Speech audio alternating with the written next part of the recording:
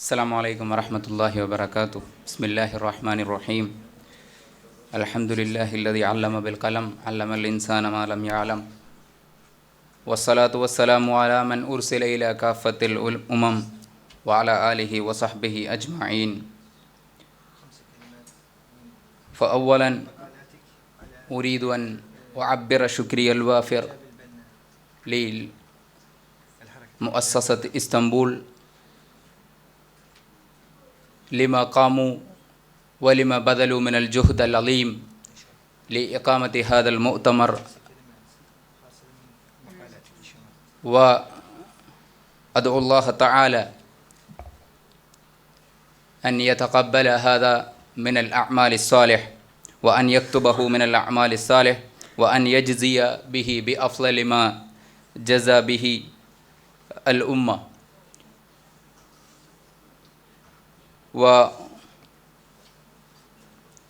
At this outset, I would like to congratulate Istanbul Foundation for holding this international conference, and I express my sincere gratitude for inviting me for participating in this international conference, and I would like to express the gratitude for the wonderful hospitality which was showed by Istanbul. Thank you very much, Istanbul.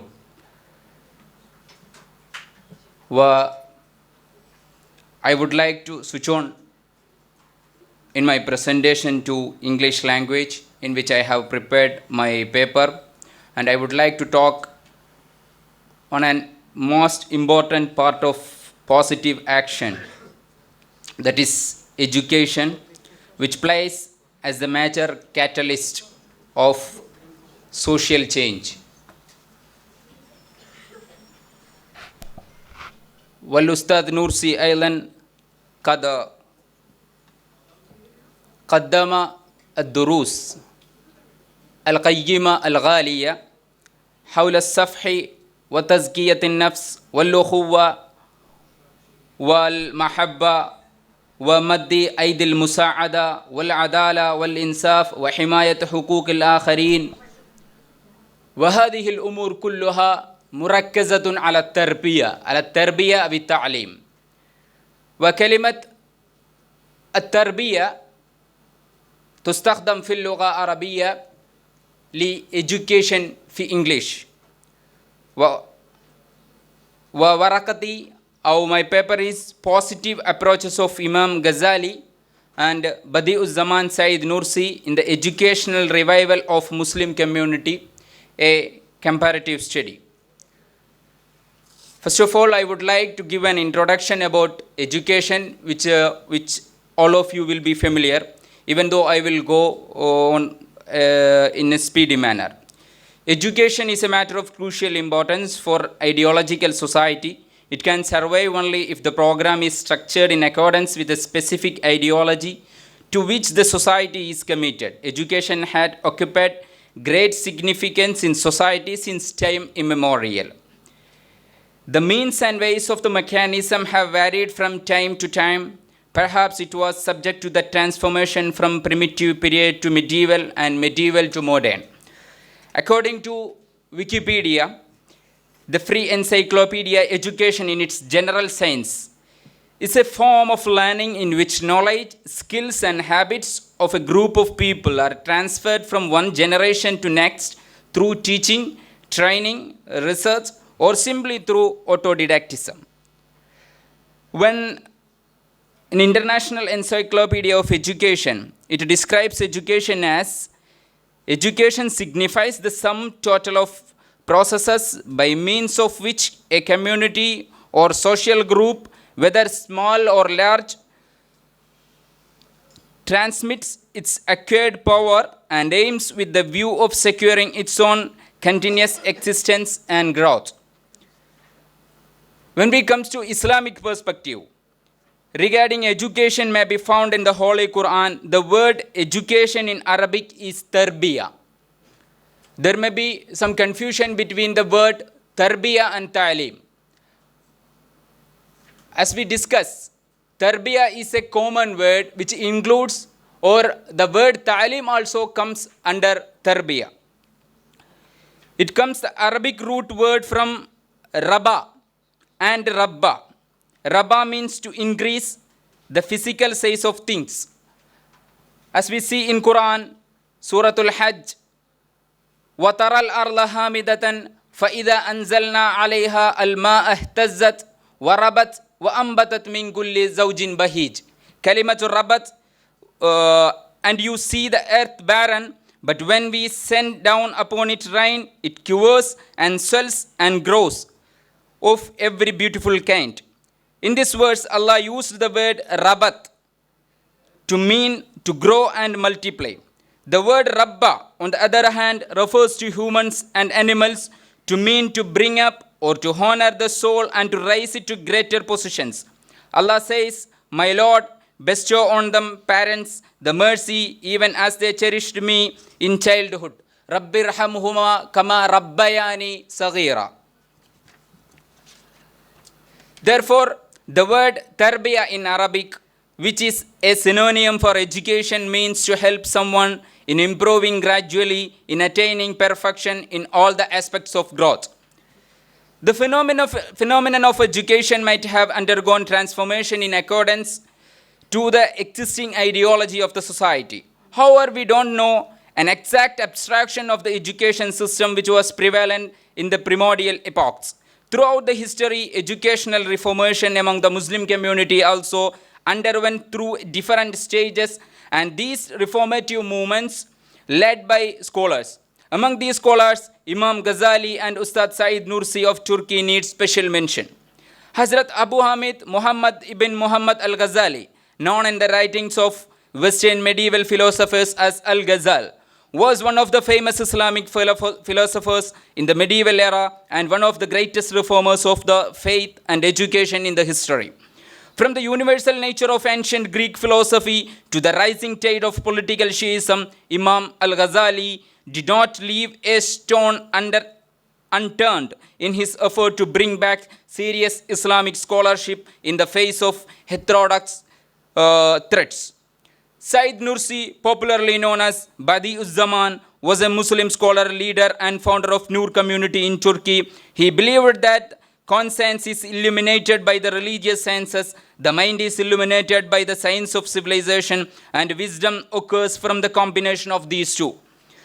The Noor community seeks the rise of individuals' religious consciousness, which leads to ethical harmony of society through the educational system based on Nursi's ideas. Educational doctrines and ideas proposed by these two eminent scholars paved the way for the development of Muslim community in their age. This paper is an attempt to draw a comparison between the reformative positive actions proposed by Imam Ghazali and Said Nursi in the educational revival of Muslim community of then period. When we analyze the philosophy of education in the light of Islamic and Western theories, we find that in Islamic viewpoint, the knowledge is considered as the soul of the religion, and he is the real believer who possesses the knowledge. The Quranic verses and prophetic traditions are solid evidences that reveal the clear ideology of Islam regarding the knowledge and education. In Western ideology, there is no any connection between knowledge and belief, but as far as the Islam concerns, the knowledge and the belief are mutually interrelated. Islamic perspective on knowledge is complete and comprehensive. Islam simultaneously accepts the divine, secular, and human sciences because all these sciences are essential for the spiritual and intellectual enlightenment of the mankind. The Islamic curriculum should be built based on these three pillars. It should be divine, it should be secular, and it should be focusing on human sciences. It is Islamic theology which contains several subjects altogether. The nucleus of these belief is Almighty Allah. Much seminars and conferences have been organized and being organized across the world to discuss the philosophy and goal of education, and the debate about the purpose of education never seems to be end. The arguments like whether should young people become educated to get prepared to enter the workforce, or should the purpose of education be focused on, on social, academic, cultural, or intellectual development so that the students can grow up to be engaged citizens, are some of the questions of this widespread hot discussions or debates. Educational philosophers from the time of Plato wanted to have clear views about the purpose of education. I don't want to prolong these discussions because there are a number of arguments put forward by Plato, Aristotle, Martin Luther King Jr. And when we analyze the viewpoint of Imam Ghazali, according to Imam Ghazali, education is not limited to training the mind and filling it with information, but involve all aspects: intellectual, religious, moral, and physical of the personality of the learner. It is not enough to impart theoretical learning. That learning must be put into practice. التعليم قد يترجم إلى الأفعال. True learning is that which affects the behavior and whereby the learner makes practical use of this knowledge.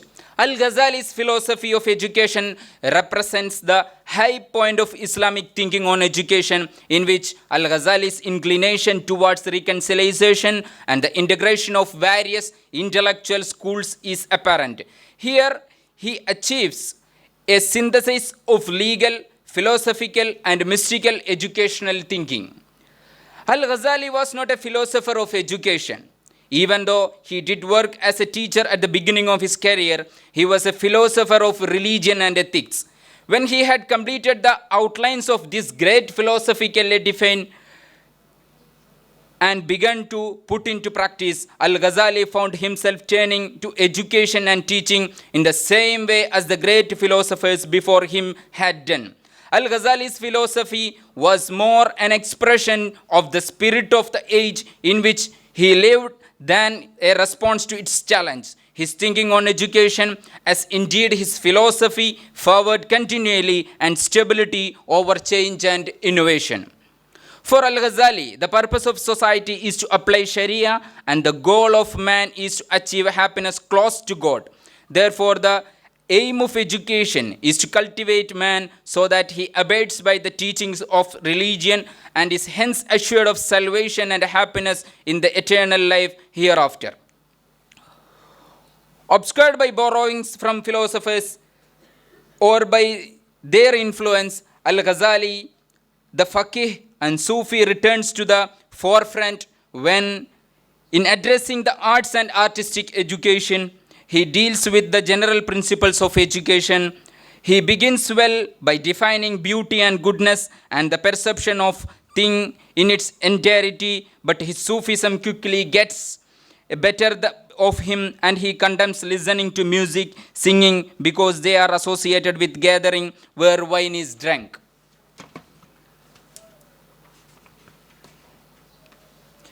The major concept of Islam regarding the education is the concept of the combined or integrated education. This education concept was conceived at a time when Muslims concentrated only on the traditional religious texts rather than the scientific or secular subjects. Badiuzzzaman Sayyid Nursi was one of the catalysts who materialized this epoch, making concept through proposing a system of education which is he described as Al-Madrasatu Zahra.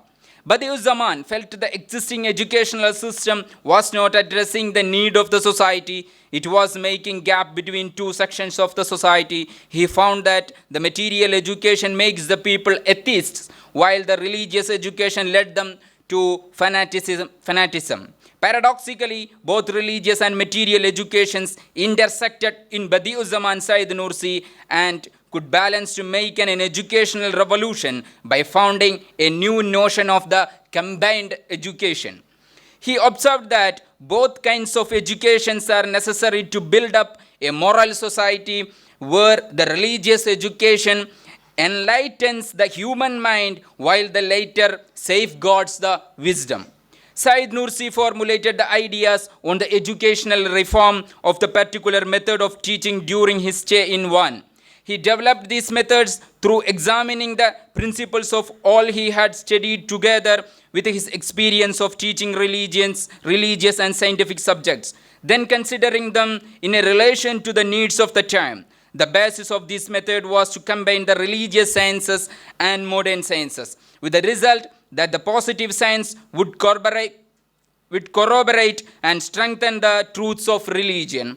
Nursi followed the same methodology of education to teach his students in his own madrasa. To have a university where both religious and material educations are being taught is one of the dream projects of Said Nursi. He called it as Madrasatul Zahra, foreseeing that it will become a sister university in the center of Eastern Islamic world after famous Al-Azhar in Egypt. With this new university, he believed that ignorance and backwardness of the religion could be removed, and it would also be a solution for its other social and political problems. He later extended his project to include 3 such institutions in Van, Bitlis, and Diyarbakir respectively. Having traveled throughout Eastern Anatolia, he had seen that not only would they be a sure means of combating the widespread ignorance and backwardness of the region, but would also a solution for its other social, political problems. When we come to the conclusion, we should draw a comparison between the ideologies which were used by Imam Ghazali and Ustad Said Nursi. Given the fact that both Imam Ghazali and Ustad Said Nursi looked differently at the idea of forming and promoting Sufi orders, their aims and objectives in revival of education were found identical and similar in some areas. Even though Imam Ghazali, as per the services rendered by him, is considered as the glittering star in the list of Muslim philosophers, Ustad Nursi also needs special mention regarding the works done by him in a crucial time in which rulers of his country was strict against Islamic ideologies. Nevşet, can we sum it up in 2 minutes, inshallah? It's okay. The study examined some selective aspects of their ideas and tried to compare them in order to reach in a conclusion that would expose Imam Ghazali and Said Nursi more specifically and accurate. The first and most important thing in this comparison is that the age in which both of them led their life and tried to bring out the drastic changes in the educational sector by challenging the system which was prevailing in those days. Sheikh Ghazali was busy with defending Islamic Sharia, as readers will note the writings of this sincerity in defending Islam. Meanwhile, Ustad Nursi was in a war front against democratization process undertaken by then Turkey rulers. He led the Muslim society against intellectual, ideological as well as physical attack against Islam in Turkey and Muslim world, and tried his well to unite the Muslim across the globe in a single lane, as Allah mentioned in Quran, وَاعْتَصِمُوا بِحَبْلِ اللَّهِ جَمِيعًا وَلَا تَفَرَّقُوا. Philosophy of education. Al-Ghazali's philosophy of education represents the high point of Islamic thinking on education, in which Ghazali's inclination towards reconciliation and integration of various intellectual schools is apparent. The thought proposed by Ustad Nursi in his speech can be considered as the basic of philosophy of education. O oppressed sons of the fatherland, let us enter the doors of progress and civilization, Madaniyat. The first door is that of participating in the common stream of the Sharia. The second is love one's nation, and the third is education. The fourth one is human labor, and the fifth is abandonment of debauched morals. Among these proposed things, education has given a special mention by Ustad Nursi. Okay. And the integration of knowledge is the second thing, and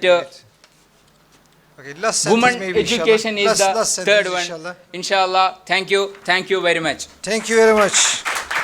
Çok teşekkür ediyoruz Nevşet.